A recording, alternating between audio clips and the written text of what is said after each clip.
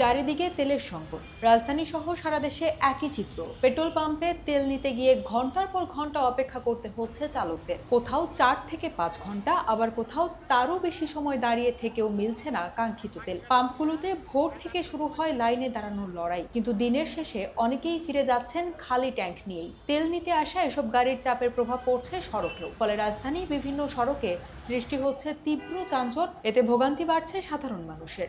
এই যে দেখেন, একটা লোক আমার সামনের গাড়িটা দেখেন, ব্যাগ ডালায় শুয়ে রয়েছে গরমের ভিতরে রাস্তার উপরে। আমাদের এগুলাই রেস্ট, না তাছাড়া আর কোনো রেস্ট নেই। অপেক্ষার এই দীর্ঘ সময় যেন পরিণত হয়েছে চালকদের অস্থায়ী বিশ্রাম কেন্দ্রে। কেউ গাড়ির ভেতরে ঘুমিয়ে নিচ্ছেন, কেউ আবার খোলা আকাশের নিচে বসে সময় পার করছেন। এখন সিন্ডিকেট করে তেল রাখি, আমাদের তেল দেন, আমরা তেল পাই না, আমরা খাই না বসে থাকি।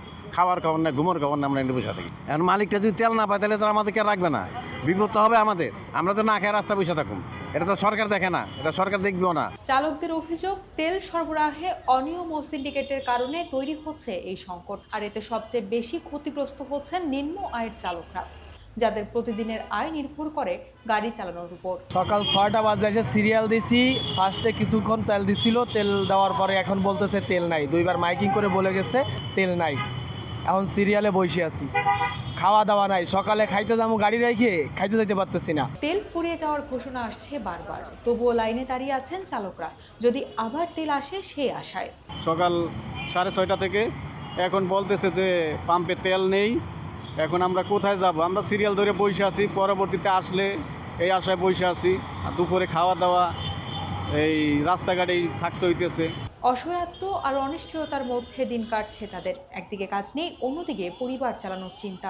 শুধু অনিয়ম হচ্ছে, আমরা শৃঙ্খলা মতো তেল পাচ্ছি না। সকাল থেকে না খেয়ে 7টা থেকে আইছি, 7টা থেকে এখন 3:30 বাজে, আমরা এখনো দুপুরে লাঞ্চ করতে পারিনি। সকালে তো খাওয়া দূরের কথা, দুপুরে লাঞ্চও করি না এখনো। তাই এদের তো মানুষের তো চোখের দিকে তাকায়, মুখের দিকে তাকায় একটু মায়া করা দরকার, যে এরা সকাল থেকে লাইনে আছে, তাহলে আমরা এখানে অনিয়ম কেন করব? তেলের সংকট শুধু জ্বালানি সমস্যায় নয়, এটি এখন জনদুর্ভোগে পরিণত হয়েছে। দীর্ঘ লাইনে সময় নষ্ট, আয়ের অনিশ্চয়তা আর সড়কে যানজট, সব মিলিয়ে সাধারণ মানুষের জীবনযাত্রায় নেমে এসেছে নতুন চাপ। দ্রুত এই সংকট নিরসনে কার্যকর পদক্ষেপ নেওয়ার দাবি সংশ্লিষ্ট সবার। পাম্পের তেলের লাইনে দাঁড়িয়ে থাকা এসব চালকের একটাই প্রশ্ন, কবে শেষ হবে এই অপেক্ষা?